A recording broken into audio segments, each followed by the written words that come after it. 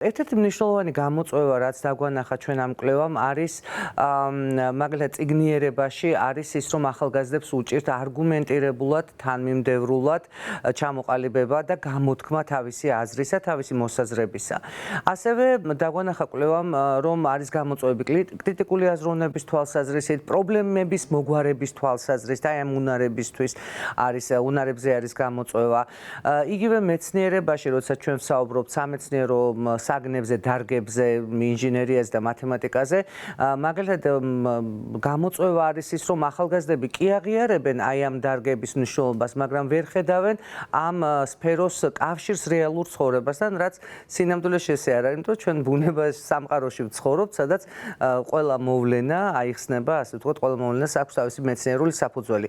და ვერ ხედავენ თავენ დასაქმების სფეროებს, თავენ კარიერას ვერ უკავშირებენ სხვადასხვა სამეცნიერო დარგს. მაგალითად, იგივე შეიძლება ითქვას, ფინანსური წიგნიერება, აი აქ იყო მაგალითად განსხვავება ქალაქად მცხოვრებ ახალგაზრდებს და სოფლად მცხოვრებ ახალგაზრდებს შორის. ქალაქად მცხოვრები ახალგაზრდებისთვის ეს არის გამოწვევა, ანუ ისინი უფრო ამახვილებენ ფინანსურ წიგნიერებაზე ყურადღებას, როდესაც ანალოგიურად ვთქვათ, მცირე დასახლებებში მცხოვრები ახალგაზრდობისთვის ეს არ არის გამოწვევა.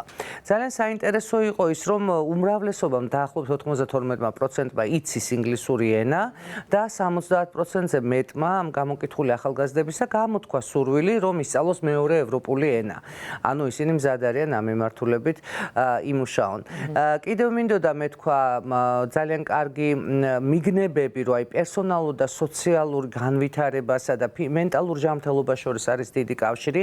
ჩვენსაც ამ უნარებზე ვლაპარაკობთ, ეს უნარები ერთმანეთთან გადაჯაჭვულია. კრიტიკული აზროვნება ეს არ არის მხოლოდ წიგნიერების თემა, ეს კრიტიკული აზროვნება საჭირო არის იგივე სამეცნიერო კომპეტენციების დროს, იგივე მოქალაქეობრივი კომპეტენციების დროს, ანუ უნარები, რაც თქვათ, აი ამ დიდ კომპეტენციას აქვს, ყველა მიმართულებით არის საჭირო და მაგალითად ახალგაზრდების დიდმა ნაწილმა თქვა, რომ ფიქრობს და გამოავლინა ცოტა ზედაპირული ცოდნა დემოკრატიული ინსტიტუციებისა, მიუხედავად იმისა, რომ ისინი გახსნილი არიან და ასე ვთქვათ, მათი ღირებულებები არის ზუსტად დემოკრატიული ღირებულებებს ეფუძნება.